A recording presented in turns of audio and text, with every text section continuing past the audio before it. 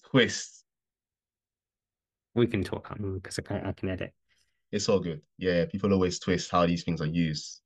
Like, I suppose it's like steroids, right? Like things are used in a clinical way to help people, and then people kind of twist it in their own way. Okay, I'm gonna use it for this thing then. Pretty much, I think, yeah, as long as something is available, people are going to use it in a particular way, whichever particular way they feel like using it, regardless of like drink alcohol responsibly. Obviously, people don't do that, do they? Um, even junk food, right? Like the serving sizes that are recommended, if you like read closely on the packet, is not what anybody ends up eating. I don't actually know an example off the top of my head, but I think I have an maybe example for you. okay. So today, was it today or yesterday? You sent me your food diary, Yeah, and you said I ate Cheerios. I don't usually, but I ate Cheerios. that's a And I looked 30 at the gram number serving. and The the serving size. I looked at it because that's just what I do. It was 150 grams Mine was portion. 150 grams, yeah. Yeah, that was your portion. But I know that the portion size on the packet is probably about 30 or It's 45. 30, it's 30 grams, yeah. But nobody eats that. Nobody would eat that. I mean, the 150 grams I have is excessive. And so like for me to eat Cheerios in that moment, that's me just indulging in Cheerios. And I'm not like regularly eating that every day, obviously. But even if I was eating it every day, it would be more like 90 grams. It would be three times the recommended serving amount. Um, yeah. And if you were to eat 30 grams, not only would it be massively unsatisfying, you'd be starving, man, honestly, unless you're like a 40-kilo child. And even then, And even then, that I don't the think that'd be energy enough. demand of a child is going to be far greater than that. It's not practical. So yeah, serving sizes are very often not adhered to, and we just aren't responsible people, human beings, not just me and you. All right, Q&A. Q&A, let's get into it. Mayte, welcome back. Um, guys, if you're listening to this right now, you can find us on like Instagram and socials and stuff like that. All the links are in the description if you want to know more about us. But essentially, we're going to answer a couple questions today that we get from our clients or we just sort of see out there, out there in social media wandering around that we think would be worth clearing up. Um, and yeah, if you're watching this and you have questions for us, feel free to drop them in the comments below. Cool. All right. Who's kicking off first? As in with the question, I can start if you like, yeah. Oh man, me first. Okay, cool. Let's go. All right. So yesterday I trained with a friend, and this friend of mine has been doing barbell back squats forever. She's been following like a semi-powerlifting style program, and that's what she does, barbell back squats in her plan. And yesterday she wasn't really feeling barbell back squats. She said, "Oh, can I do something else?" I said, "Yeah, sure. You can try out this machine." And it happened to be the pendulum squat. So the pendulum is it's a bit of a different exercise, but it works. It still works the legs, right? And she tried it. She loved it. She was like, "This is a great machine. I love it." And yeah, this might be like a mainstay in my plan. I actually hate doing squats, like barbell back squats, but I just do them. And I said, "Why?" She said, "I don't know. It's in my plan, so I'm doing them." I said, "Okay, fair enough." But you don't have to do that. I mean, if the goal is just to get stronger or to build your legs, there are a gazillion of exercises you could do. But I just want to throw it out to you, and I want to know what you think of this. Do you have to do barbell back squats in any capacity to train your legs or to get stronger? What's your thought on that? Barbell back squats. Do you have to do them? Are they a mandatory exercise? Are they the king of leg exercises? That's it. No. No, you don't have to do them. No, they aren't mandatory. They are just another way that we've figured out how to challenge the legs when we're squatting. Simple as. Now, the pendulum squat, just to clarify, is a machine. So the machine's going to stabilize you to some degree. Some pendulum squats have a back support, depending on how you use them. Some don't, but essentially they just have the shoulder pads on top. You load the machine somewhere down by the side, and it allows you to go really deep because it's at a steep angle, and you've got your ankles are naturally more bent, allowing you to get a little bit deeper dorsiflexion, if that means anything to you. And so it's interesting that I wouldn't personally prefer the the pendulum squat to the barbell back squat because I actually like barbell back squatting. What I will say is that the difference between the two is the barbell back squat has a much higher skill entry point. So there's a lot bigger of a learning curve. There's a lot more training and conditioning that goes into it before you get good at it, and probably more coaching required. And then the pendulum squat is a lot more accessible. I wouldn't say it's like super easy to access, but it's a lot easier than a barbell back squat is. If you're a beginner and you try and do a pendulum squat, your body might seize up a little bit because it still takes a little bit of joint conditioning for your like mobility to be at the level where it will let you get into that position and then back out. And you definitely want to do that exercise at quite a low weight to start with and then gradually build. Um, they're two different exercises to some degree, but they are both squatting movements. So whichever one you do, you will be training your quads, you will be training your glutes, and you will be training your ability to basically sit down and stand back up. Um, but you don't have to do one or the other. And if you have a preference,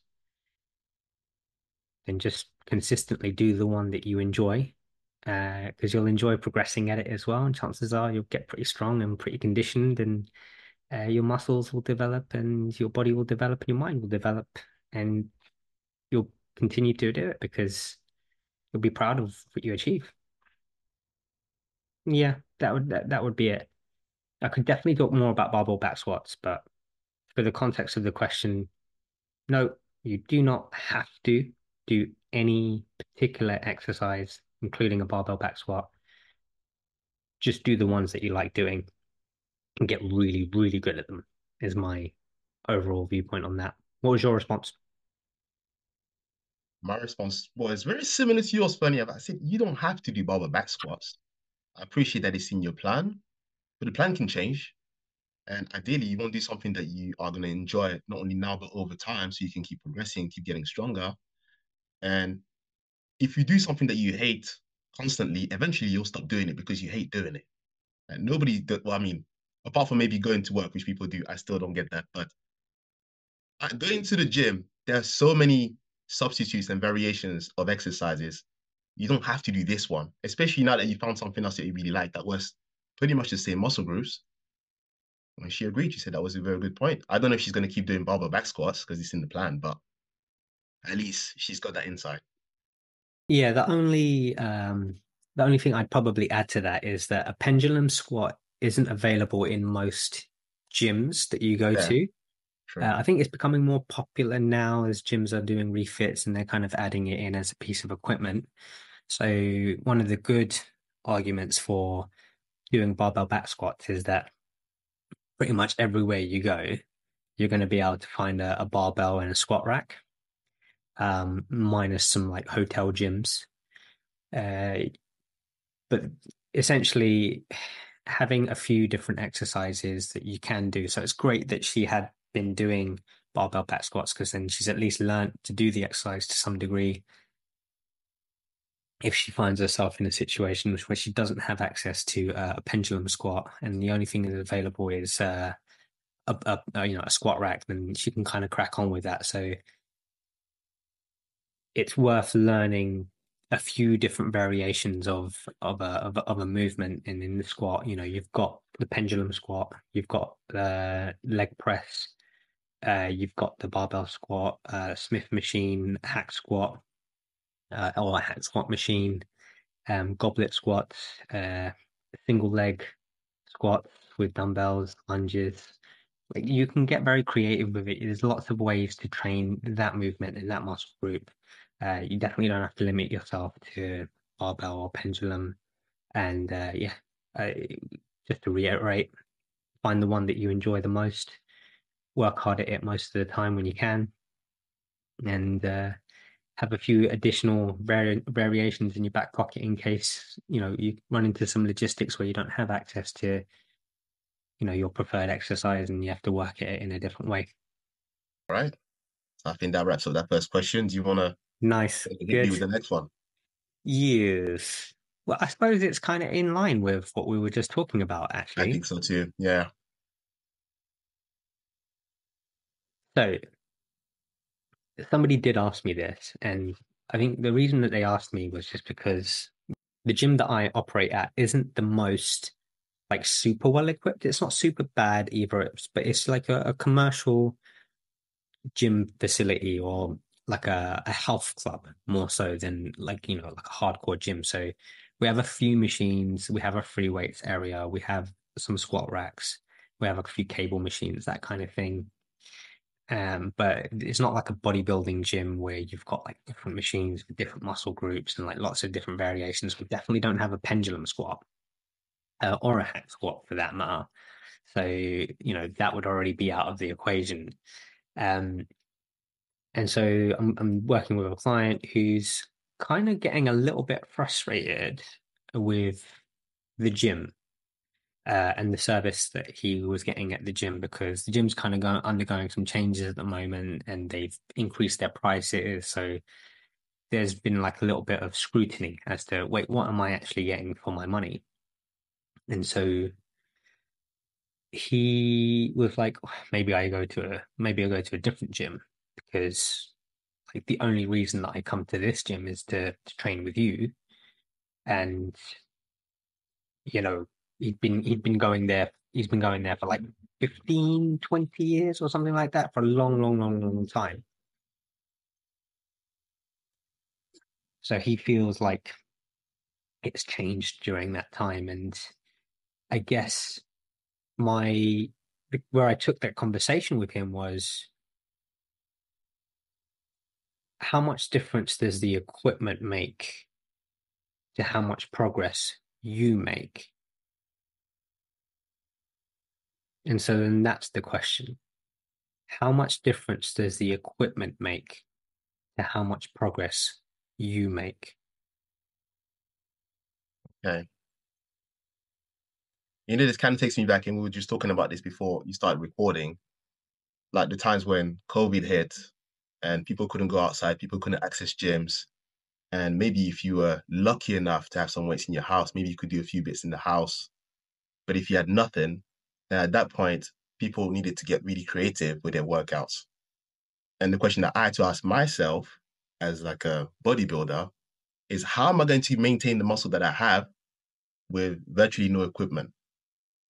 And so to answer the question, do you need to have access to the best equipment to keep making progress? I would argue the answer is no.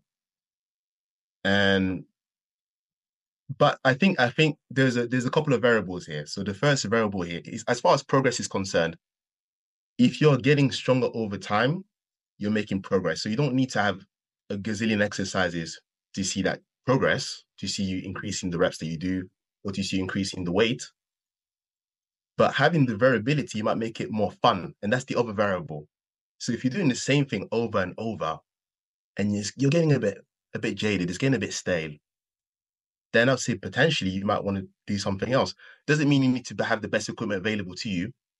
If I go back to the COVID situation when we couldn't go anywhere, you gave me some insights. You made me think about, all right, well, maybe instead of doing a regular push-up, you could do a push-up with, I don't know, dumbbells in the hand so that I get a bigger stretch.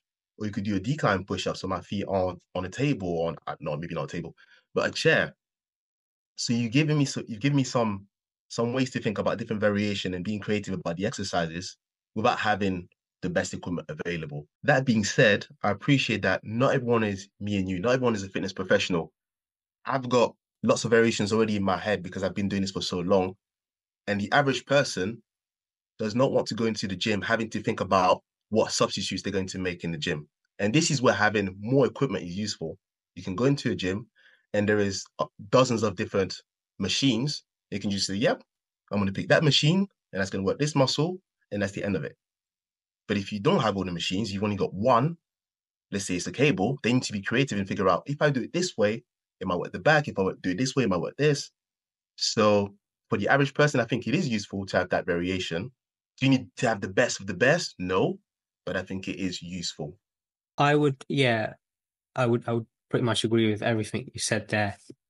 And I was gonna, that's that last bit there is kind of where I was gonna go if you hadn't mentioned it, is that whilst the adjustments and the variations in exercises are great, and it's great that there's something available to make things more challenging. So, if your gym only goes up to 20-kilo dumbbells, that you can add in pauses, or you can change the tempo, or a bunch of different other like programming variables. The average person might not necessarily know how best to do that. I'll also add in that if you don't fully understand the why behind these things, mentally it's quite tough to put yourself through because they're less pleasant ways of training. It's a lot more simpler and maybe more enjoyable to get into a machine, push hard for 8 reps, and be like, great, I've worked this muscle and this is good, I'm done, as opposed to having to do like, a myo rep, which is 12 to 15 reps with about 20 to 30 seconds, and then another 12 to 15 reps, and then about another 20 to 30 seconds break, and then 12 to 15 reps. So you're like doing like, I don't know, 45 reps in the space of a minute and a half, and just getting a ton of volume into the body part. And that's like a not pleasant, mentally pleasant experience to go through. It's Uh, brutal. yeah, just because you didn't have enough weight to work with to make it challenging and stimulating enough. So yeah, I think if for most people, finding a gym with a good variety of machines and equipment is probably a good shout. In my client's case, it's luckily he has a trainer, and so I can concoct and work with the logistics at that particular moment in time, depending on the objectives of the session that I'm trying to get. So it's less of an issue for him, really. And that was another thing that I kind of pointed out, where he's not really having to worry about it because I'm managing the sessions, not just the ones that he does with me, but the ones that, I have him do by himself in his program. So having a professional helps, but fair enough, not everybody has that luxury. So yeah, I would probably say you don't need to have the best gym with the best equipment. But if you have the choice, maybe yeah, choose the. I know most people opt for convenience, i.e., this one's across the road from my office, or this one's 5 minutes away from my house. But if it's an extra 5 or 10 minutes to get somewhere, or maybe that gym doesn't have towels and that gym does. Obviously, personal preference, what people care about when it comes to what gym they go to. But if it is a training, if in the context of training, I don't think an extra 5 or 10 minutes of inconvenience distance wise, or not having towels, trumps having a better variety of equipment, because you might be actually end up using your gym membership and being more consistent in getting value from it, rather than not having as good an experience and then falling off and not being consistent and still getting charged your monthly direct debit. So probably yeah, probably a better idea to find somewhere that has more equipment. And if you're a gym, well, have more stuff available for people to use.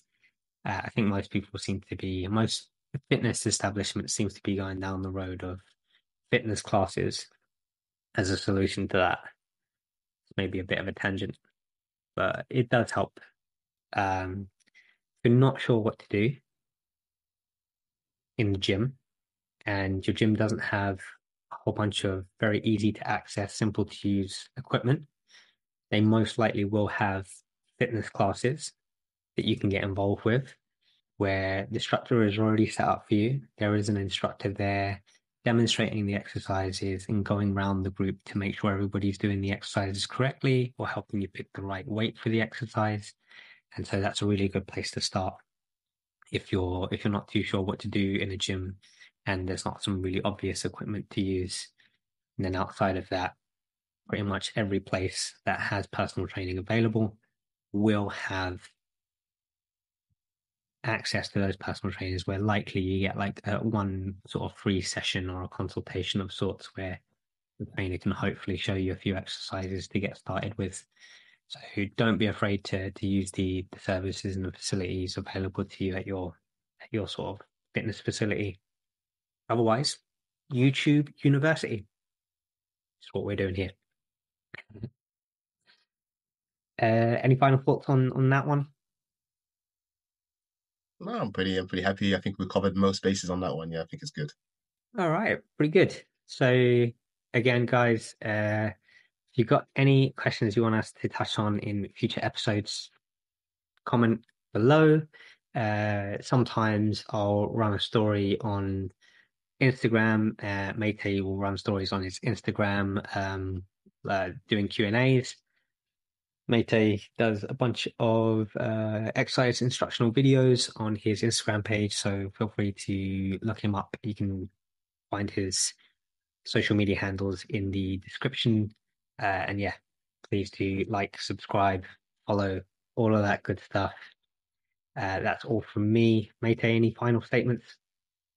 Thanks for having me, bro. Cool. We'll catch you guys on the next one. Peace. Peace.